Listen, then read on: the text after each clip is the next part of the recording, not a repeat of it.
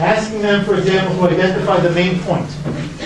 Parenthetically, if you're reading text, I know you were talking about English earlier, reading a few, whatever it might be, paragraphs, chapters, etc. together. If you're reading text together, and you're looking for, checking for understanding, really good feedback that doesn't take any effort at all. Okay, everybody, as I walk around, I'm going to ask you to please put your finger on the name of the main character in the first paragraph. I'm walking around, I'm just looking. I might gently, non-verbally move your hand in a different spot, whatever that is. But I just got feedback from everybody about an important piece of information. And I didn't put it out there for one kid to respond and everybody else to either choose to respond or not choose to respond. Everybody had to respond. Typically, and this is sort of an aside but important information to know, research says that when it comes to processing a question, you want to wait 7 seconds between the end of the question and drawing it out from any particular student. Meaning to say, you ask the question, and you put it out there, let it sort of process, and then you invite children to respond. What happens is, we all process at different speeds.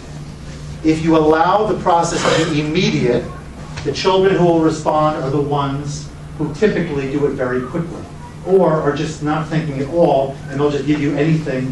And you've had those too, I'm sure, especially younger students. So if you want them to be responsive and you want everybody to feel accountable, you do wait a little bit longer. Also, try to not tie the name to the question, but if you do, put it on the back end. So what is the difference, what's the main distinction we said between the Union and the Confederacy, Johnny? So if you said, Johnny, what's the main difference between the Union and the Confederacy? What did I just do? Right? By the way, that's also active response, oral response. But if I ask a long question like that, then I can't hear anybody because everybody's saying a lot of things. So that's really good when I'm looking for short answers, like a one-worder. Then I could ask everybody to comment. And if I hear only a smattering of feedback, I know I'm not really there yet. And if I hear everybody responding resoundingly, here's the answer, then I know we're feeling confident about that learning. Okay? So a 1 or 2 sentence answer is often good enough as well to give you the information that you need. You walk around, you get it, you collect it, you give the student something else to do, and you flip through the papers, and you start to see, did I do a good job here or not?